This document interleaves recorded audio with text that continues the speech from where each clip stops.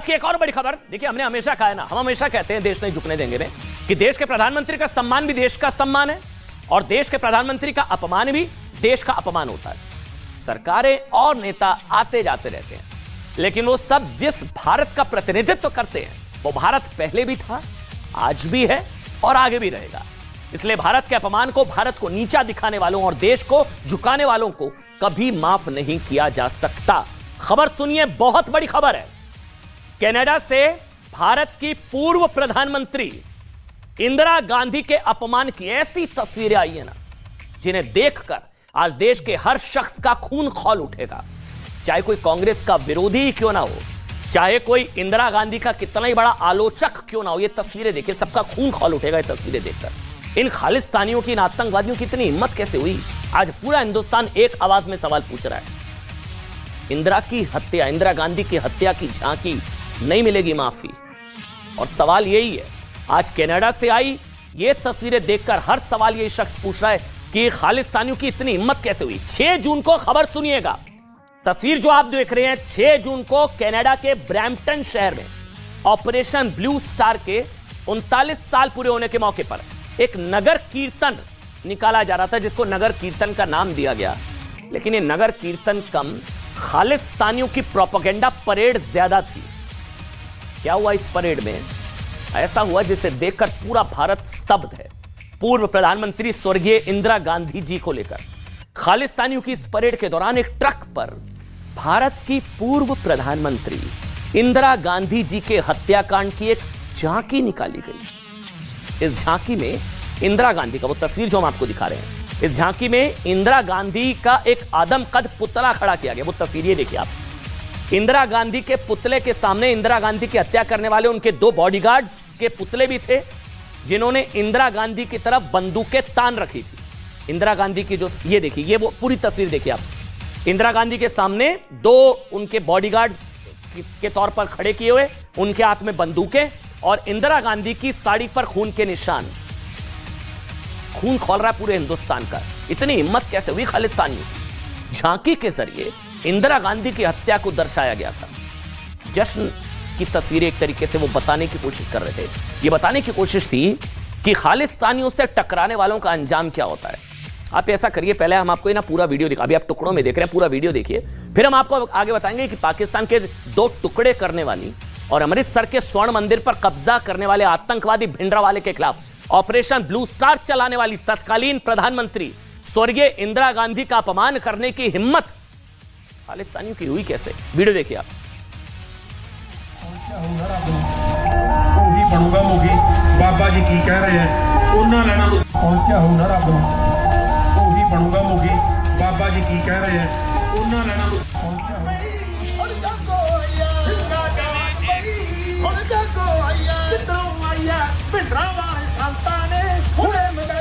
Motorcycle वाले ने मगर बिठाइया। शर्मनाक आप कहिए, शर्मनाक है ये। बार बार ये सवाल उठा रहे हैं कि इंदिरा गांधी की हत्या की झांकी मिल जाएगी माफी। कनाडा की सरकार में ब्रैम्पटन शहर में अभिव्यक्ति की स्वतंत्रता के नाम पर खालिस्तानियों को भारत का खुलेआम अपमान करने की इजाजत दी। आज हम कनाडा की सरकार से पूछना चाहते हैं कि अभिव्यक्ति की कैसी आजादी है? यह अभिव्यक्ति की आजादी है जिसमें झांकी के नाम पर आतंकवादियों का महिमा मंडन किया जाता है, हत्या को ग्लोरीफाई किया गया है, हत्या को ग्लोरीफाई किया गया, आतंकवादियों का महिमा मंडन, भारत की पूर्व प्रधानमंत्री का अपमान किया जाता है। हिम्मत कैसे हुई? लेकिन कनाडा पर सवाल उठाने से पहले ना, आपको वैसे हमारे ही देश भारत से भी आई कुछ तस्वीरें आज देखनी चाहिए। घर की भी बात कर लेना भाई। ये तस्वीरें ना पंजाब के अमृतसर की है, जहां ऑपरेशन ब्लू स्टार की बरसी पर स्वर्ण मंदिर में खालिस्तानी समर्थकों ने नारेबाजी की, खालिस्तानी आतंकवादियों के पोस्टर लहराए गए, भिंडरावाले, स्वर्ण मंदिर। ऐसा उस पंजाब में हुआ जहां का माहौल कई महीनों तक अमृतपाल जैसे खालिस्तानी गली के गुंडे और उसके समर्थकों ने खराब कर रखा था। अमृतपाल तो गली का गुंडा था ना, भाग रहा है। लेकिन ऐसा लगता है कि कनाडा की सरकार की तरह पंजाब सरकार ने भी इसे रोकने के लिए कोई खास कोशिश नहीं की। ब्रैम्पटन शहर कनाडा के ओंटारियो प्रांत का हिस्सा है और अमृतसर से ओंटारियो तक खालिस्तान का यह समर्थन हैरान करने वाला है। ये ऐसी हरकतें हैं जिन्हें ना तो देश के अंदर ना ही देश के बाहर बर्दाश्त किया जाना चाहिए। इंदिरा की हत्या पर झांकी, नहीं मिलेगी माफी। कनाडा में इंदिरा का अपमान, भारत में भी है खालिस्तान का गुणगान। ये दो तस्वीरें इस वक्त आपके सामने। वैसे कनाडा में खालिस्तानियों ने जो परेड निकाली ना, उस परेड में खालिस्तान के झंडों के साथ साथ अमृतपाल, गली का गुंडा अमृतपाल और जर्नैल सिंह भिंडरावाले जैसे खालिस्तानियों के पोस्टर भी लगे थे, जिनमें भड़काऊ भाषण लिखे थे। इसलिए हम परेड नहीं बल्कि भारत के खिलाफ प्रोपेगेंडा था। देश की पूर्व प्रधानमंत्री स्वर्गीय इंदिरा गांधी जी का अपमान था। ये भारत का अपमान था। देश की पूर्व प्रधानमंत्री का अपमान देश का अपमान था। इसलिए आज भारत में चारों तरफ इसकी आलोचना हो रही है। ये वीडियो वायरल है। आलोचना करने वालों में वो लोग भी, अच्छा इस चीज को ध्यान से समझिएगा जो अब बता रहा हूं। देखिए, आलोचना करने वालों में वो लोग भी शामिल हैं जो कांग्रेस और इंदिरा गांधी के दुर्विरोधी रहे हैं, क्योंकि देश का अपमान किसी से बर्दाश्त नहीं हो सकता। लेकिन आज सवाल उन लोगों से भी है जो आरोप लगाते हैं ना कि मौजूदा सरकार लोगों के सामने जानबूझकर एक अदृश्य दुश्मन खड़ा कर रही है, याद है, ताकि लोगों को बांटा जा सके। लेकिन आज हम उन लोगों से पूछना चाहते हैं कि उन्हें घर में बैठे दुश्मन भले ही दिखाई ना देते हों, लेकिन देश के बाहर भारत के लिए खतरा पैदा करने वाला खालिस्तान नाम का यह दुश्मन तो दिखाई देता होगा ना। ये तो सबके लिए दुश्मन है खालिस्तान, तो irrespective of any ideology, BJP, Congress, कोई भी पार्टी हो, खालिस्तान का सगा तो कोई नहीं है ना। खालिस्तान तो आतंकवादी, उनका तो कोई सगा नहीं है। भिंडरावाला तो आतंकवादी है। कम से कम इसे दो, मतलब वो देश के लिए खतरा मान सकते हैं, कम से कम इसके खिलाफ तो एकजुट होकर हम लड़ सकते हैं ना।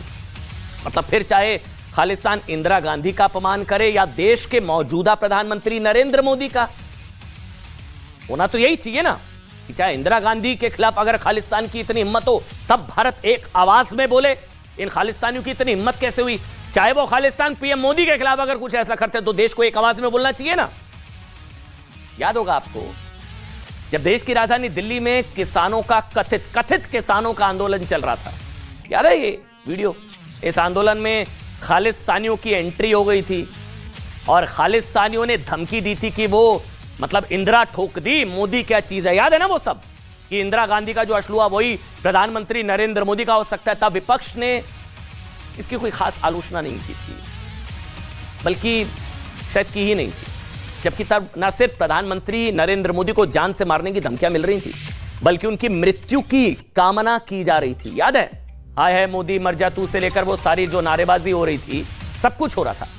पाकिस्तान के तत्कालीन प्रधानमंत्री इमरान खान के समर्थन में नारे लग रहे थे और भारत के प्रधानमंत्री नरेंद्र मोदी के खिलाफ भद्दी भद्दी टिप्पणियां की जा रही थी। एनिमेटेड वीडियो के जरिए मोदी की हत्या का विचार ये खालिस्तानी कुछ पेश करने की कोशिश कर रहे थे। तब क्या कांग्रेस या उस विचारधारा के लोगों ने इसकी भर्त्सना की थी?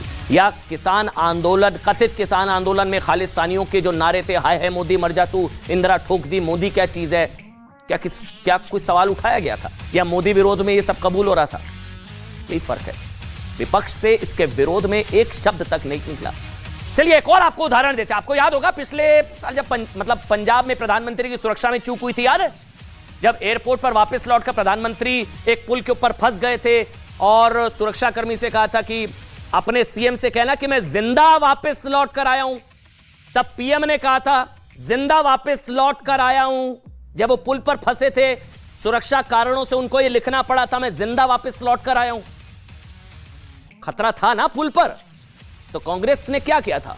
उनके इस बयान का ना बहुत मजाक बनाया था, जबकि होना दरअसल ये चाहिए था कि आज जैसे सब लोग मिलकर इंदिरा गांधी के अपमान का विरोध कर रहे हैं ना, वैसे ही प्रधानमंत्री को खालिस्तानियों की चुनौती का विरोध उनको होना चाहिए था, एक आवाज में, पूरे देश की तरफ से।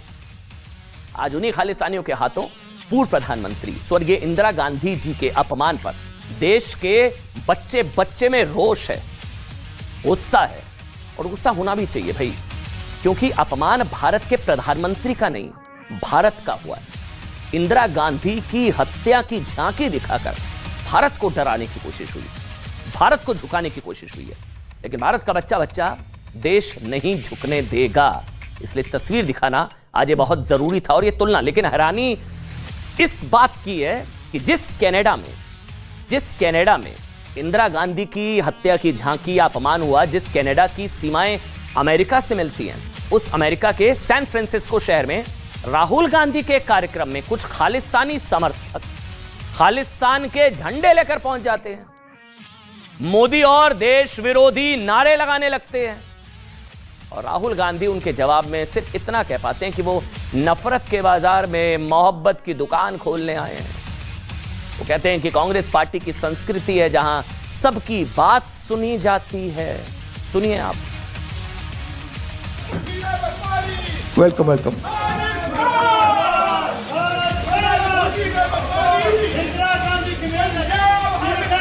नफरत के बाजार में मोहब्बत की दुकान।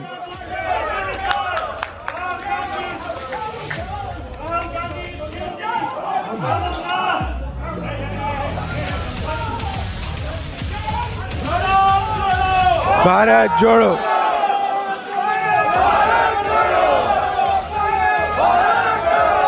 See the interesting thing about us. और एक तरफ खालिस्तान जिंदाबाद के नारे, दूसरी तरफ भारत जोड़ो के भी नारे लग रहे थे। वैसे राहुल गांधी मोदी और देश विरोधी नारे लगाते उन खालिस्तानी समर्थकों को कह रहे हैं कि वो उनसे नाराज नहीं है जिन्होंने उनकी दादी की बेरहमी से हत्या कर दी थी। तारीख थी 31 अक्टूबर 1984। देश भूला नहीं है वो जख्म। ऑपरेशन ब्लू स्टार खत्म होने के 4 महीने बाद इंदिरा गांधी की उन्हीं के 2 बॉडीगार्ड्स ने गोली मारकर हत्या कर दी थी। यह कट्टरपंथियों द्वारा ऑपरेशन ब्लू स्टार का बदला था। इंदिरा गांधी को 16 गोलियां लगी थी। तब राहुल गांधी बहुत छोटे थे और वो आज भी बताते हैं कि कैसे उनकी दादी की हत्या ने उन्हें अंदर से तोड़ दिया था। लेकिन उन्हीं राहुल गांधी की पार्टी तब एक शब्द नहीं बोलती जब खालिस्तानी प्रधानमंत्री नरेंद्र मोदी को जान से मारने की धमकी देते हैं, जब वो कहते हैं हाय है मोदी मर जा तू, इंदिरा ठोक दी, मोदी क्या चीज है। याद है ना? फिर से बता रहा हूं, किसान आंदोलन, कथित किसान आंदोलन में खालिस्तानियों की एंट्री, मोदी को धमकी, मोदी की मृत्यु कामना। कांग्रेस पार्टी चुप रही उस वक्त। 1984 में इंदिरा गांधी की हत्या के ठीक बाद सिख विरोधी दंगे शुरू हो गए, जिनमें तकरीबन 8000 से ज्यादा सिखों का नरसंहार हुआ था। लेकिन दिक्कत यह है कि शुरुआत में इंदिरा गांधी खालिस्तान को लेकर चुप रही। यह चुप्पी भिंडरावाले की शक्ल में देश के लिए खतरा बन गई और आज कांग्रेस उसी खालिस्तान को लेकर एक बार फिर से चुप रहती है, क्योंकि इस बार खालिस्तान के निशाने पर आप समझिए कांग्रेस नहीं, प्रधानमंत्री नरेंद्र मोदी है। बार बार वो पन्नू एक वीडियो डालता ना, बार बार आपने देखा होगा, वो खालिस्तानी आतंकवादी, वो मोदी जो पूरी दुनिया में भारत का प्रतिनिधित्व करते हैं। कुल मिलाकर हम सिर्फ इतना कहना चाहते हैं, बहुत ध्यान से सुनिएगा, कि राहुल गांधी और उनकी पार्टी भले ही गाड़ी को सिर्फ रियर व्यू मिरर में देखकर चलाने का विरोध करती हो कि गाड़ी को सिर्फ रियर व्यू मिरर में देखकर मत चलाइए, ये कहते हैं ना राहुल गांधी, लेकिन कभी कभी ना इतिहास के रियर व्यू मिरर में झांक लेना चाहिए और इतिहास में हुई गलतियों से सबक लेकर बात जब देश के अपमान की जाए तो उसका विरोध करना चाहिए, खुलकर विरोध होना चाहिए इस बात का। इसलिए इतिहास का रियर व्यू मिरर कभी कभी देखना जरूरी है। वैसे भारत में खालिस्तान की मांग का सबसे बड़ा चेहरा भले भिंडरावाला बनाओ, लेकिन उसके बीच अंग्रेजों ने करीब 100 साल पहले उसी कनाडा में डाले थे, जो आज खालिस्तानियों का गढ़ बना हुआ है। यह बहुत दिलचस्प तथ्य है जिसके बारे में आपको जानना चाहिए। बात पहले विश्व युद्ध के दौरान की है, जब फर्स्ट वर्ल्ड वॉर, प्रथम विश्व युद्ध के दौरान की है, जब विश्व युद्ध में सिख सैनिकों ने भी बढ़ चढ़कर हिस्सा लिया था। जब ये सैनिक दुनिया के अलग अलग देशों में गए तो इनमें से कुछ वहीं बस गए। बाद में इनमें से कुछ ने कनाडा और ब्रिटेन से भारत की आजादी की लड़ाई शुरू कर दी और इसके लिए गदर पार्टी का गठन किया गया। बहुत ध्यान से सुनिएगा कार्य, जो हथियार के दम पर स्वतंत्रता हासिल करना चाहती थी। कनाडा के ब्रिटिश कोलंबिया में इन देशभक्त सिखों ने कई गुरुद्वारों का निर्माण कराया और ये गुरुद्वारे स्वतंत्रता आंदोलन से जुड़ी गतिविधियों का केंद्र बन गए।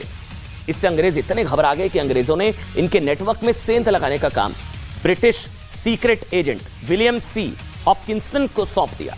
इस काम के लिए हॉपकिंसन को बहुत सारे संसाधन दिए गए और इसके सारे हॉपकिंसन ने हिंदुओं और सिखों के बीच खाई पैदा करने की कोशिश की और की। इससे पहले सिख और हिंदू एक दूसरे की संस्कृति में पूरी तरह से घुले मिले हुए थे। हॉपकिंसन ने कनाडा और ब्रिटेन के गुरुद्वारों में सेंध लगाकर कुछ सिखों को लालच के दम पर अपने पक्ष में कर लिया। यानी एक तरफ गदर पार्टी के देशभक्त सिख थे और दूसरी तरफ गद्दार। लेकिन देशभक्त सिखों ने इसका भी बदला लिया और देश से धोखा करने वाले इन सिखों को चुन चुनकर ठिकाने लगा दिया। यहां तक कि हॉपकिंसन को भी गोली मारकर मौत के घाट उतार दिया गया। लेकिन हिंदुओं और सिखों में बंटवारे का जो बीज कनाडा के गुरुद्वारों में हॉपकिंसन ने बोया था ना, वो आगे चलकर खालिस्तान रूपी दानव बन गया। बाद में बहुत सारे खालिस्तानियों का इन गुरुद्वारों पर फिर से कब्जा हो गया और आज की तारीख में कनाडा जैसे देशों में अपने नेटवर्क के जरिए खालिस्तान भारत के लिए खतरा पैदा करता है और देशभक्त सिखों और देशद्रोही खालिस्तानियों के बीच एक गदर आज भी चल रहा है। निचोड़ यही है, मोदी हो या इंदिरा, मिलकर लड़ेगा इंडिया। छोटा सा ब्रेक।